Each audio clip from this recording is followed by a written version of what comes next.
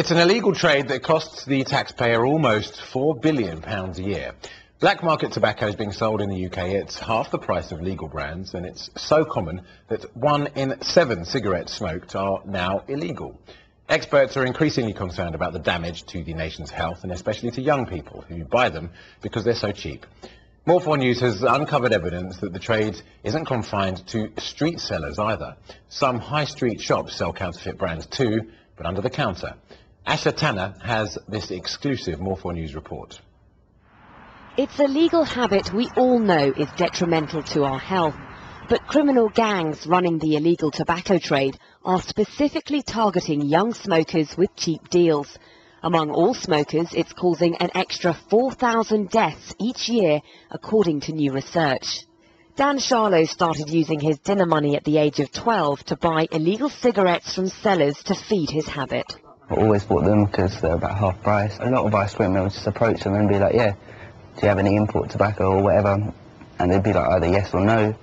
And yeah, a couple of regulars that come down the road.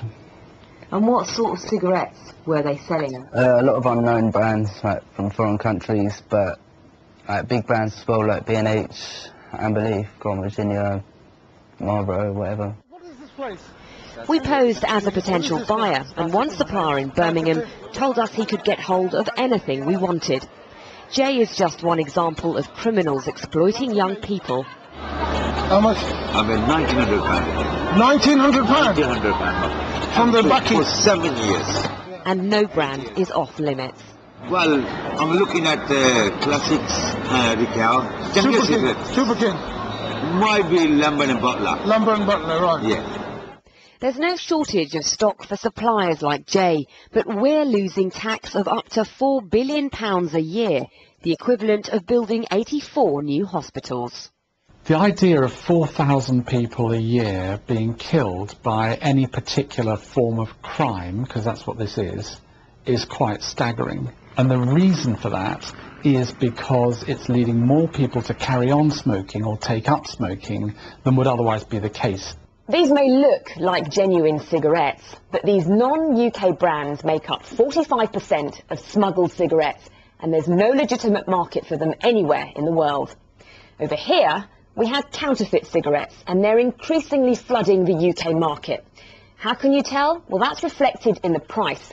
You can pick up a pack for as little as £2.50 compared to nearly £6 retail. We went undercover on London's streets, and all sorts of brands were easily available. How much packet? 250. 2 packets. Thank you. Good man. We took our tobacco to be examined. These appear to come from Indonesia, from the stamp and the markings. That's the tax stamp, but I would suggest there's a good chance that these are actually counterfeited. And what about the Benson and Hedges? They have a Spanish tax stamp on them, quite a good copy, probably in poor quality though, the actual cigarette itself. And this tobacco appears to be Belgian product. If I can quickly tell you that, in fact, this is counterfeit tobacco. There's no doubt at all. It smells revolting. The quality is not an issue for young people, it's all about price. But health experts warn that the number of deaths caused by smuggled tobacco is hardly considered. The government has tried to crack down on the illegal tobacco trade, but the market share reflects that it could be as high as up to 1 in 7 cigarettes smoked is illegal. Despite raising the age limit to legally buy cigarettes to 18 years old, it's made little difference on the streets. We filmed a teenager who was part of a trading standards sting to expose illegal sellers in Tower Hamlets in East London. After he was sold 2 packets, non-uniformed officers moved in to arrest the men. Trading standards officers in this borough say street sellers will take money from anyone. They'll sell it at £2.50, which is much less than the £5 sold from legitimate shopkeepers. And it will lead children into smoking, there's no doubt. Trading Standards in the Northwest carried out a survey on 14,000 children aged 14 to 17. It found 50% of those who smoked admitted buying illegal cigarettes, and 1 in 5 bought from street sellers, neighbours and even ice cream vans. Since Customs started targeting the smugglers, they found illegal tobacco hidden in rolls of paper, furniture and even posted through the Royal Mail. When we first launched the strategy, we were actually looking predominantly at duty-paid cigarettes that weren't really having the duty paid and being smuggled in. Once we closed that down, we've seen an increase in the amount of counterfeit cigarettes that are actually being brought in. And the reason is quite simply, they're cheap. Most illegal brands are made in China, but a popular one that's flooding the UK market is Jinlin. You got any cigarettes, cheap cigarettes? You got Marlboro, Jinlin? Yeah. It's made in Kaliningrad in Russia, specifically to be smuggled. There's no legitimate market, yet we found it being sold under the counter in shops in different parts of the country. The average sentencing for dealing in illegal tobacco this year was under 2 years, compared to 6.5 years for drugs offences. It's about 4 times more than the number of deaths caused by smuggling of all illicit drugs put together. So that gives you some idea of the extent of the problem. It's killing people in large numbers and needs to be taken very seriously.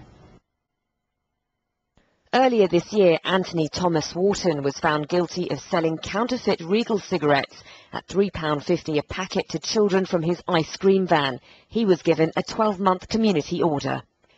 In October, HGV driver Ronan Gerald Hughes was sentenced to 30 months in jail. Nearly 6 million cigarettes were seized at Dover.